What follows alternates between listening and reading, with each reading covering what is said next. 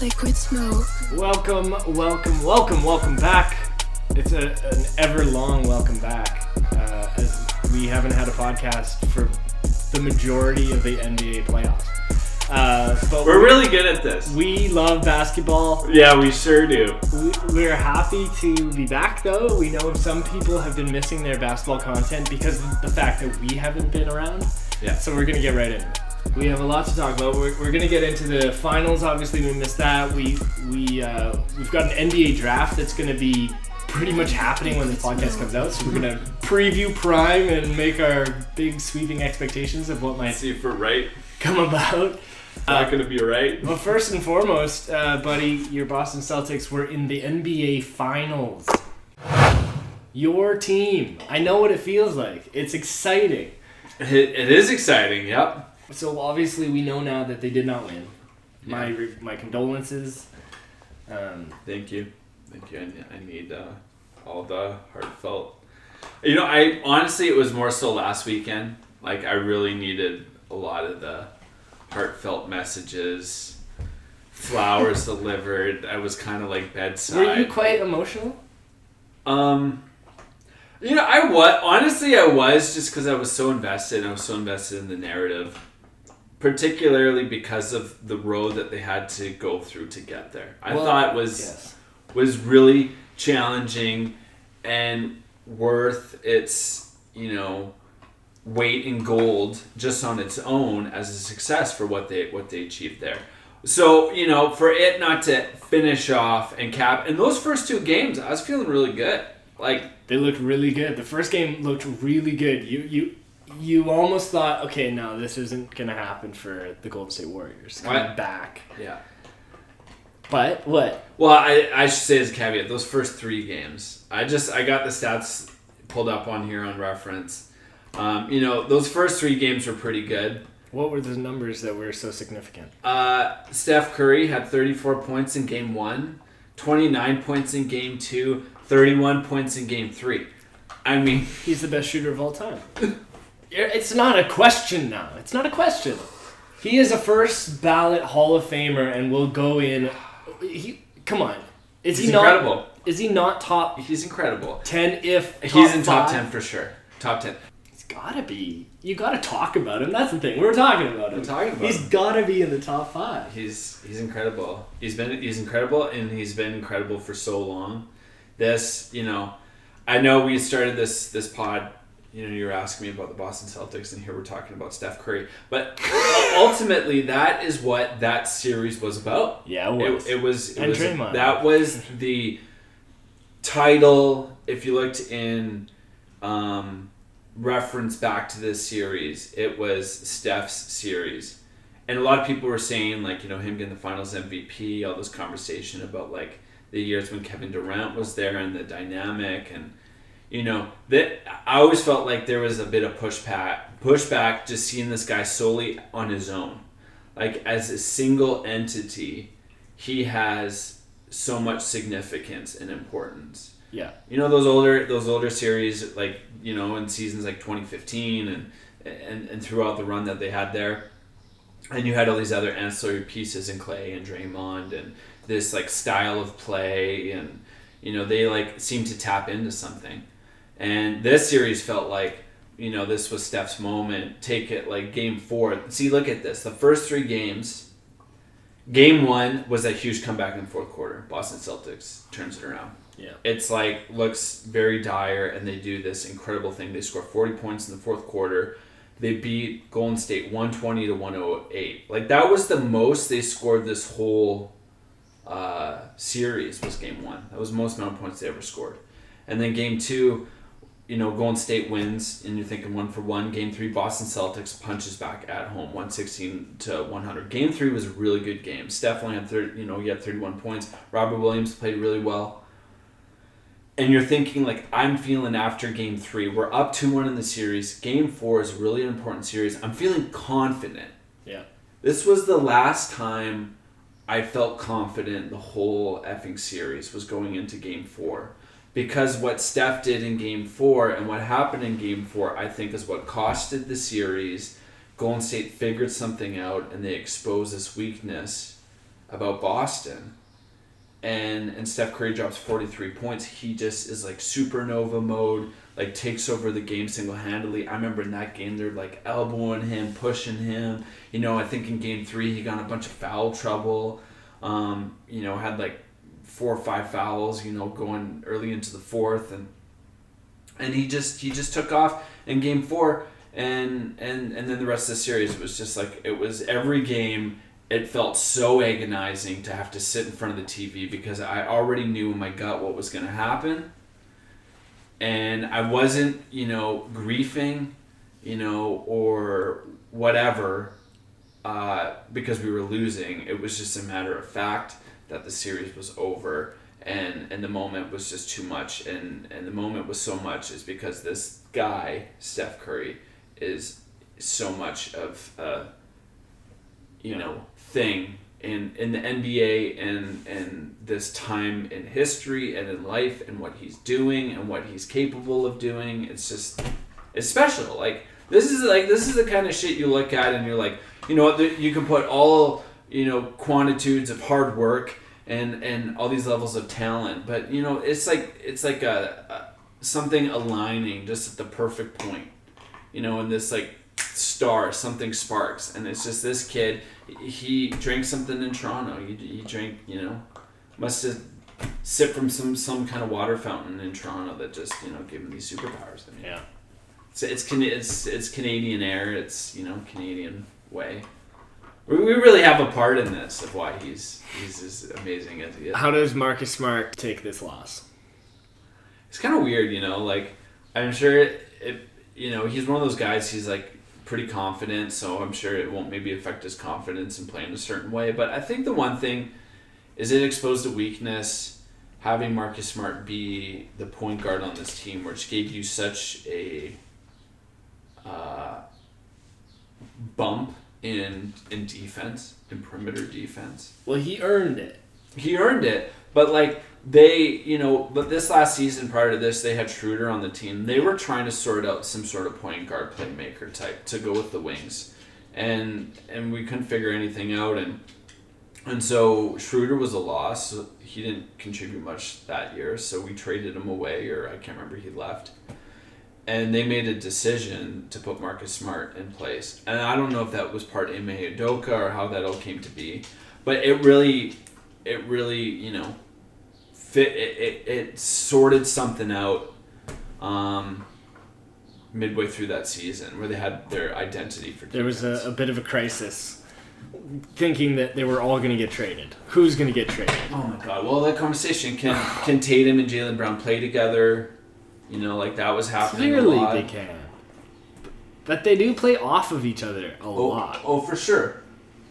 They do, but I think how they play too, they really complement each other as these different weapons on the offensive end, and they make good intelligent like they're so highly, actually that's one of the amazing things I love about, there's so many intelligent NBA players, but the way that I think they approach the game and they go about approaching themselves in relation to the game, it's just of the utmost like respect, and there's like a cerebralness. I definitely see that in Jaylen and Tatum, and that desire to like really want to get better, that drive. Like there's just all these great qualities, and if you could have them work out, it's like these amazing weapons you have on your team.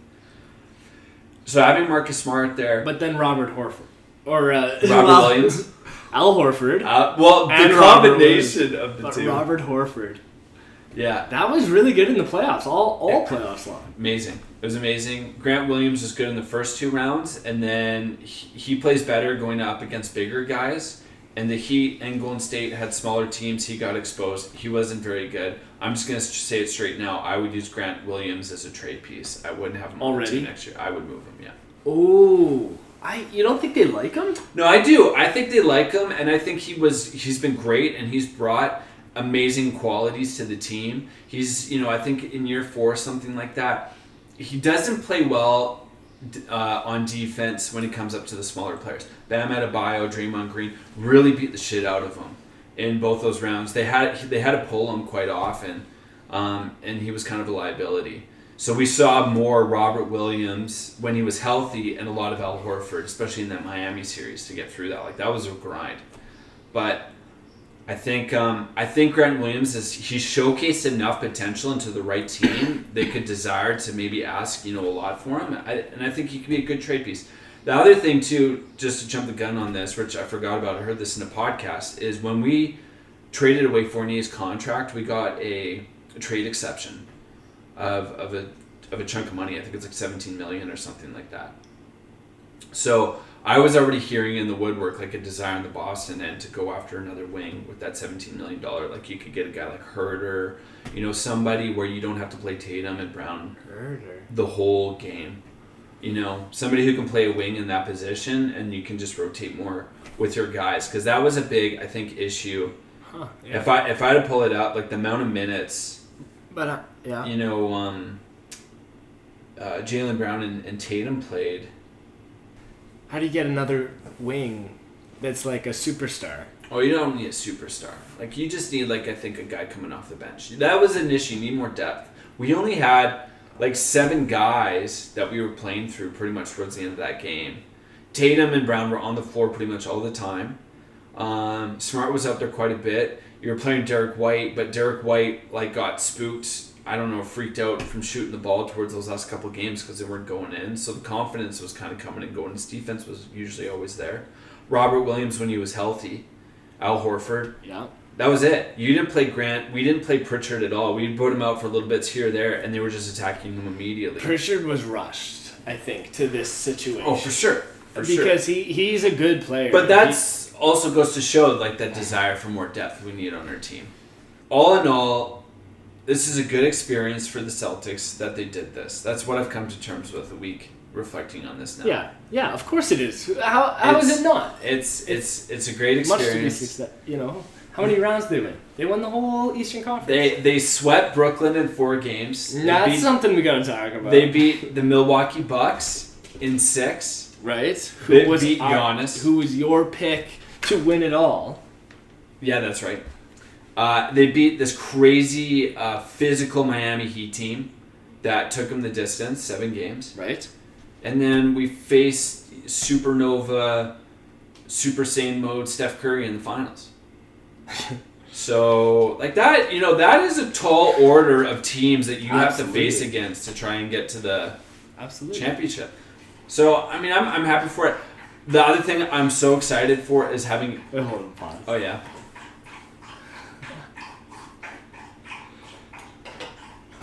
We'll be right back. We'll be right back after these messages. The other thing, I'm really happy for and grateful for this season, and just I think who he is as an individual and a coach is Ime Udoka. I am so just in love with him. I'm just in love with him, and I think we got something really good. What swept you off your feet? Just accountability, and there's a humbleness to him, and he seems like a real tactician. I think he has a real intensity and edge about him, and he has a certain vision. He knows how he needs to see it go, and when it goes that way, and when it was working, that was one of the most insane teams, from January onward, on the defensive end. They just ripped teams apart. It was insane. Nothing could get through. Yeah, it was well oiled. Very well oiled. Yeah, it was you could just the amount of switching that they could do. Having Smart as that point guard and the switching of, Brown, Smart, and Tatum. No, it was all and to think that Horford was kind of a write-off in OKC for a hot flash there. A veteran guy, but man, he's always been good. Bring him back. He's been so good for us in Boston. I feel most bad for him that he didn't get the chip. Yeah, you veteran guy, you for sure. But all of these rookies, Moody, Kuminga. No Wiseman. Who sat on the bench. He gets a ring. He does. So do you think they got to move Jordan Looney? Poole. They got to move Looney this offseason, so they bring Wiseman up. Why right? do they have to move Looney? Well, because Looney and Wiseman played the same role. Yeah, right. Yeah, I guess so. But don't you want... I mean, you're going to have to pay him even more. Yeah. That's how it works. Yeah, they got to move Looney. But Looney's not really a shooter. Like, he's not like Do you like fast cars? Do you like when they race? Whether you're a seasoned Formula One fan or you've just discovered the rush of racing, You know what? A team like that is check out the Pit Stop Podcast presented by the Ordinary Podcasting Network. Join Jordan, Tyler, and Brady Tell me why. as they Tell me recap why. every Is that race how as well as it's break all down the wrapped biggest together? stories on and off the track, all know, for setting you up for the next I think race, the he's Formula One schedule. the one The thing- Pit Stop Let's see if I Podcast can is pull the available stats. anywhere you get your podcast. He's a great rebounder. Yep. And he's a great, I think defense in the post kind of player. And he's a big guy. And he's quick. He's got good lateral quickness. So you talk about, three guys switching a lot, and you got your two guys in the paint on the Celtics. I mean, the Raptors' identity, everybody switches. Yeah. Everybody switches. Everybody can play pretty much Because all they can, yeah. all positions. It's insane. So, and I think Looney, that's something that Golden State Warriors were successful in doing. I think Looney, Gary Payton. Yeah. Draymond towards the end there, those first couple games he wasn't looking good, but towards the end there. And then a couple moments of Otto Porter, but definitely I would say Gary Payton and Looney. Oh, and Andrew Wiggins. Those three guys. That was the other one, defensive Gary anchors. Payton. What a success story. Yeah. There was so much, to really, really great championship. If you remember looking at that video in the second round against Memphis when he pretty much shatters his elbow, it's crazy to see him come back and play the way that he did too. Oh, I know. Yeah. A fracture. I mean, I got a fractured toe right now, and I feel like I'm $100. So Yeah. it's black and blue, but I can stand on it. It'll heal. I can play solid defense. I can play some boxing one. There you go. know? Yeah. You'll be the one in the, or no, you'll be part of the box. Okay. Can we just for a second talk about Draymond Green? Okay. What do you He wanna talk took about? a beating in this series. I mean, he's taken a beating all year. Physically, emotionally, Yes. intellectually, spiritually, identitally, if that was a one. Yes. Yeah, I agree. Absolutely. Podcastily, that's so because stupid, podcasting. there was a moment where we saw this team at the very bottom. I mean, we anticipated it because of Clay's injuries. But also Clay coming back was it showed that this thing was still intact. And Draymond. How does Draymond have more time to do podcasts than we do? Wait, one thing I wanted to say quickly is Kevon Looney had 45 total rebounds in that series. 45 total rebounds in 6 games. That's pretty good. Significant. Yeah, absolutely. So, I don't know. Maybe the Raptors, if they don't have to give up much. Boston was hawking them. If Boston could make some shots. Yeah, I know. That was, we need playmaking. We need playmaking. Because that's the issue. That's one downside of Smart. He would dribble in, kick, foot in, back out, pass. Yeah. Next guy would try to penetrate, back out, pass. There was no... Now that it's an off season, you can have one player, but you don't have to worry about what assets are going or not going. If it's a free agent, who are you focusing on for the Boston Celtics in the next season? Again, I think they need a wing Yeah, give me a name. Herder would be a really cheap one. I think there could be some. Does that get them back to the finals? That could get some better ones. It would help. It would really help. I think they need that, and they need some sort of playmaker. If we had Brunson on our team, that would be insane. And he's with Dallas. Is he a free agent? I don't know if he is or not. He might be available, but that would be somebody that I'd be looking at. Is you need a playmaker. You don't worry about size, but you need a playmaker, and you need wing depth to support Tatum and Brown, so you can ease up on their minutes. Yep. Because I think that was another issue too. Is I think they ran out of gas. Especially Tatum. You looked at Tatum in Game 6. We're talking about the Celtics. I'll get to Draymond in a sec, but with Tatum, it looked like he was just out of gas. He had his hands on his knees. Game 6, he looked at his face like it was just deer in the headlights. Couldn't do anything. I mean, the dude played two-way every single round.